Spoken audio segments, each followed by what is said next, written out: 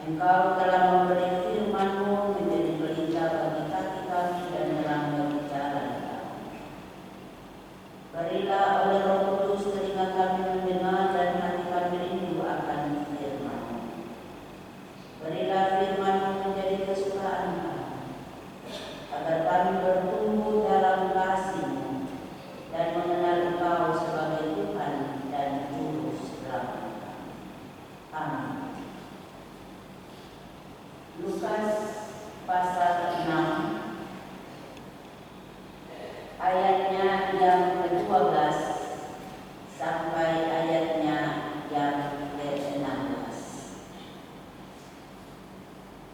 Lembaga Alkitab Indonesia memberikan tema Yesus memanggil ke-12 rasul. Pada waktu itu, pergilah Yesus ke bukit untuk berdoa, dan semalam-malam ia berdoa kepada Allah. Ketika hari siang, ia memanggil murid-muridnya kepadanya, lalu memilih dari antara mereka 12 orang yang disebutnya rasul. Simon yang juga diberinya nama Petrus, dan Andreas saudara Simon, Yakobus dan Yohanes, Filipus dan Bartolomeus, Matius dan Thomas, Yakobus anak Alfeus, dan Simon yang disebut orang Selot, Yudas anak Yakobus, dan Yudas Iskariot yang kemudian menjadi pengkhianat. Demikianlah bunyi bagian firman Tuhan. Bapak Ibu yang dikasihi dan diberkati Tuhan, pada saat kita membaca bagian firman Tuhan ini, timbullah pertanyaan dalam hati saya, kenapa sampai kita ada di awal bulan September baru tema setia dan taat pada panggilan Allah ini diberikan kepada GKI di Tanah Papua untuk merenungkan, untuk melihat sejauh mana kinerja hamba-hamba Tuhan, sejauh mana tugas kesetiaan tanggung jawab umat Tuhan yang disebut sebagai murid-murid Tuhan, yang disebut percaya kepada Tuhan, dalam mewujudkan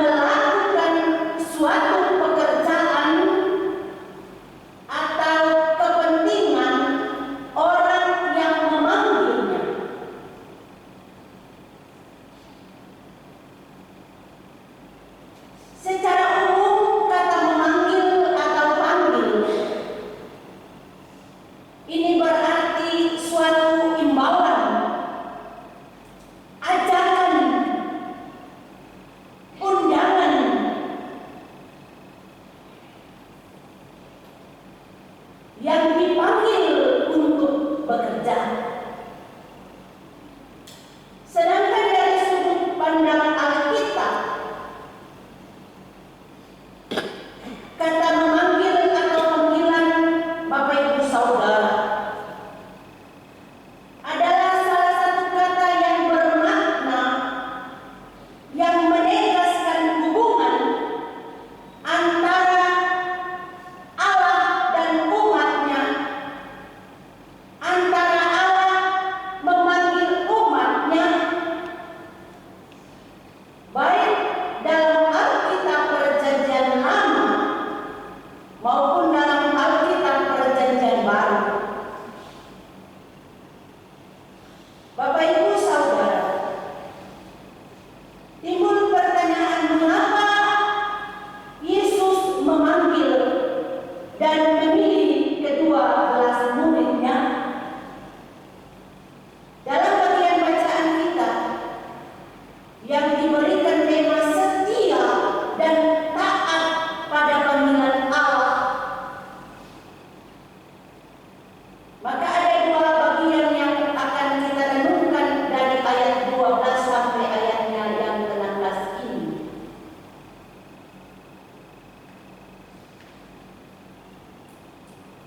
Yesus memanggil dan memilih. Sebelum diutus, Yesus melatih murid-murid. Sebab Yesus tahu, sebab Yesus menyadari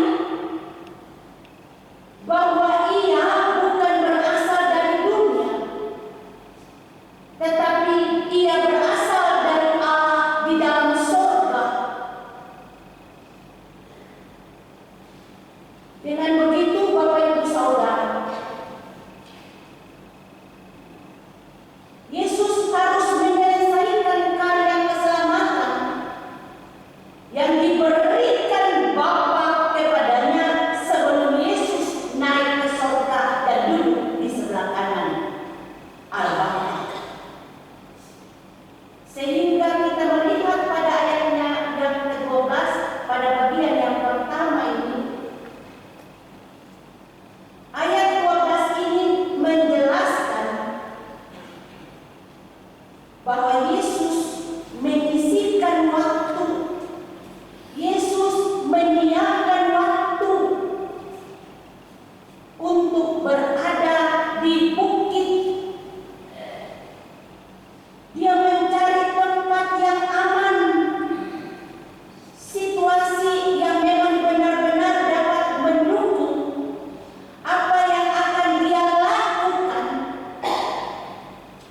yaitu dia melakukan doa kepada Bapanya. Dia berdoa semalam-malaman, bukan 1 jam, tetapi pada saat dia mengasingkan diri terpisah dari para murid, pada saat itu dia berdoa dari malam sampai pada pagi hari. Dia mengasingkan diri, dia menyingkirkan diri dari kumpulan para murid, orang-orang yang mengikuti dia.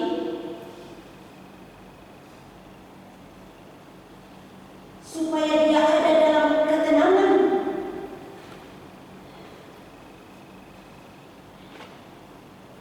Tanpa gangguan, Bapak Ibu Saudara. Supaya Yesus dapat berkonsentrasi dan penuh perhatian kepada Allah pada saat dia berdoa.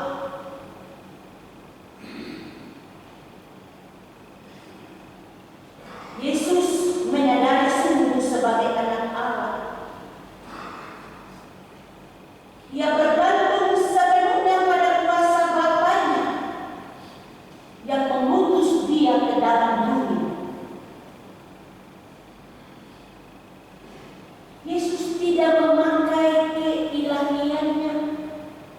Yesus tidak sombong. Yesus tidak angkuh, tapi dia merendahkan diri di hadapan Bapanya.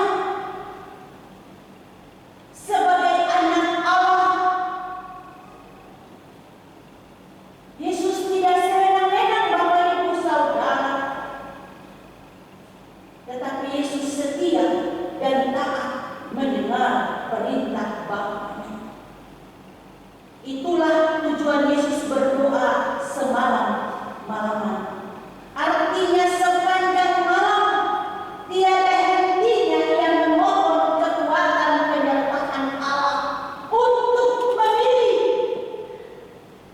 12 rasul, untuk memilih 12 murid. Bapak Ibu, jadi tidak gampang. Yesus yang adalah anak Allah saja dalam mengambil satu keputusan, terutama dalam pemilihan 12 murid ini, dia harus tunduk berlutut di hadapan Bapaknya untuk berdoa, meminta petunjuk. Itu Yesus.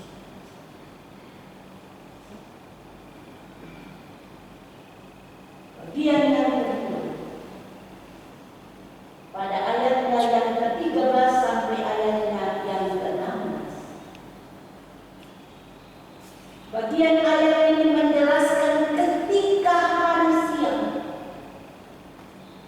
dari pagi malam, mulai malam sampai pada pagi hari atau sampai siang, fajar menyingsing. Lalu Yesus mulai bertindak memanggil murid-muridnya. Lalu dengan tuntunan daripada Bapa, dia memilih 12 murid.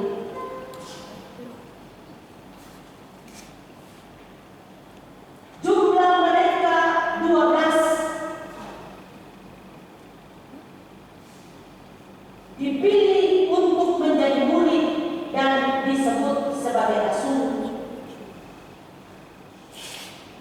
12 orang ini mau menggambarkan 12 suku Israel sebagai umat pilihan Allah. Mereka disebut sebagai rasul karena tugas seorang rasul adalah memberitakan kebenaran firman Allah kepada dunia. Tugas seorang rasul adalah memberitakan kebenaran firman Allah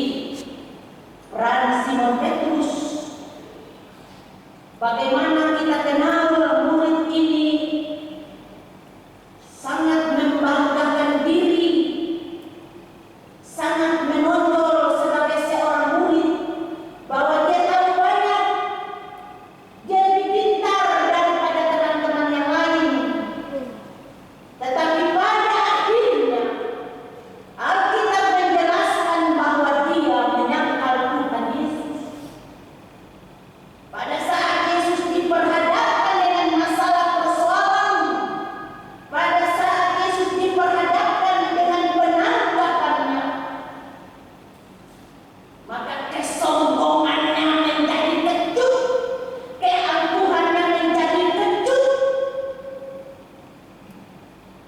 Pada saat mereka bertanya, kau juga tahu, kau jadi murid Tuhanmu, kau juga adalah salah satu. Apa kata dia? Oh tidak, saya tidak kenal.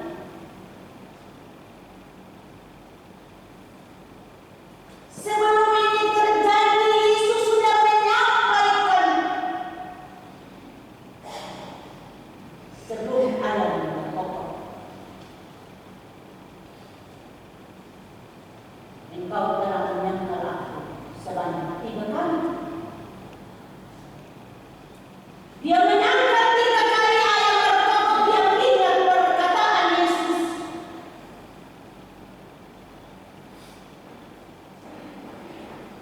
Begitupun Thomas, bukan sekedar nama Thomas, tapi dia bilang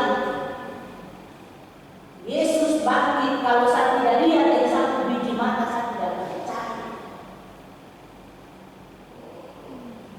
Tapi firman mengajarkan kita melihat Allah, melihat Tuhan dengan kacamata iman, bukan kacamata secara fisik.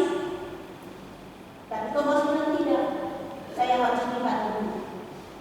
Makanya Tuhan bilang, kasih masuk ke hujan ini satunya ini. Tusuk. Karena saudara percaya tuh.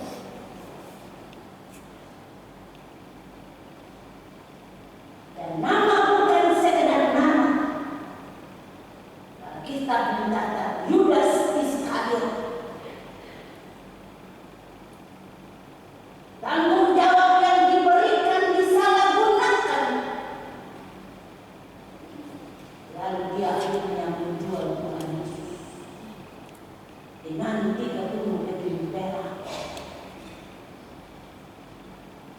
Uang itu dipakai untuk membeli tanah. Dan namanya hakal dalam Anda. Bapak Ibu, semua nama-nama ini memiliki arti untuk menjadi penggenapan karya Yesus di tengah-tengah dunia.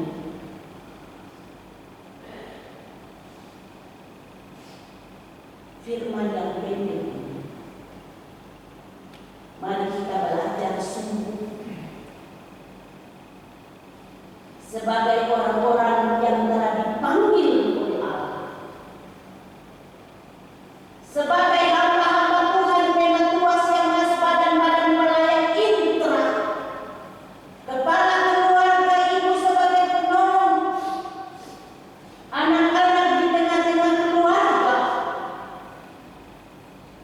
Kita belajar dari Yesus adalah guru. Yesus adalah teladan yang luar biasa bagi para murid. Bahwa Yesus yang menjadi teladan dan Yesus yang adalah guru itu juga yang menjadi guru dan teladan kita dalam segala hal.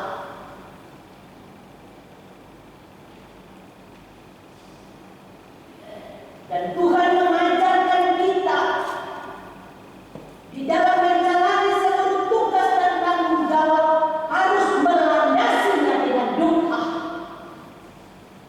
Doa bukan sembarang doa. Doa harus keluar dengan suatu kepercayaan, keyakinan yang sungguh dari si pendoa. Bukan hanya berdoa di bibir, tetapi harus keluar dari hati dan iman yang sungguh.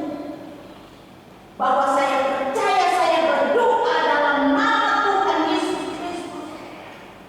Apa yang saya doakan didengar oleh Allah. Dan apa yang akan saya lakukan dituntun oleh Allah. Maka tidak akan salah.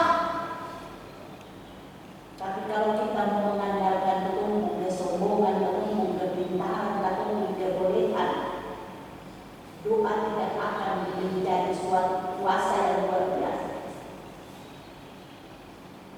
Hanya doa di bibir Dan dalam mengambil suatu keputusan, keputusan apapun itu, secara pribadi, keluarga, dan juga persekutuan jemaat harus dilandasi dengan doa. Kita kan ada masuk di dalam pemilihan kepala daerah, gubernur, wali kota, dan bupati. Bapak Ibu, kalau ada serangan pajak 300.000 jangan diambil, karena 300.000 itu apakah Bapak Ibu menjadi miskin? Tidak kan? Pada saat Bapak Ibu ambil uang itu mencoblos yang bukan menjadi petunjuk dari Allah, yang bukan melandasi dengan doa, maka kita menjual iman kita hanya dengan 300.000, 500.000. Pilih sosok pemimpin yang memang benar-benar dari Allah. Bapak Ibu dan saya, kita orang percaya, kita dipanggil oleh Allah. Kita adalah orang-orang yang istimewa. Maka janganlah menyia-nyiakan panggilan ini. Jangan tidak rajin untuk melayani. Jangan tidak rajin untuk berbuat baik. Jangan tidak rajin untuk berkata jujur. Jangan tidak rajin untuk taat. Lakukanlah tugas dan tanggung jawab dengan setia dan taat. Bapak Ibu dan saya dipanggil dengan nama masing-masing, seperti para murid. Nama menunjukkan peran masing-masing. Bersama Yesus, maka kita yang telah dibaptis, pada saat dibaptis nama kita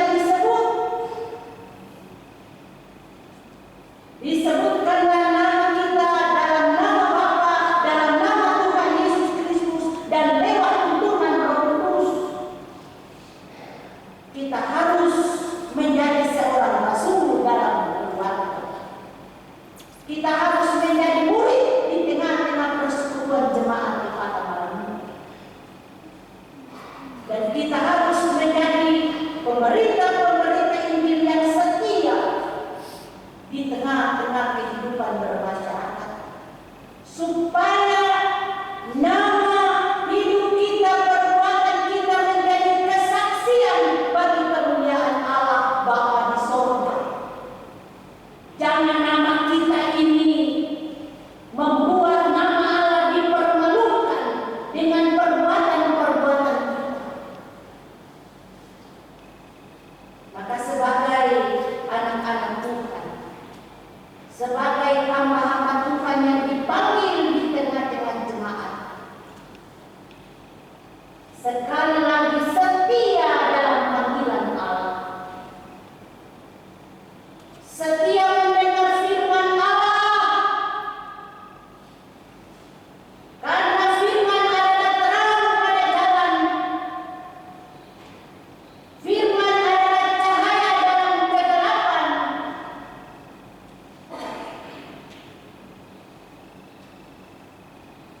Karena tanpa firman hidup tak terang. Tanpa firman hidup apa? Lewat firman iman umat dikuatkan, iman kita dikuatkan.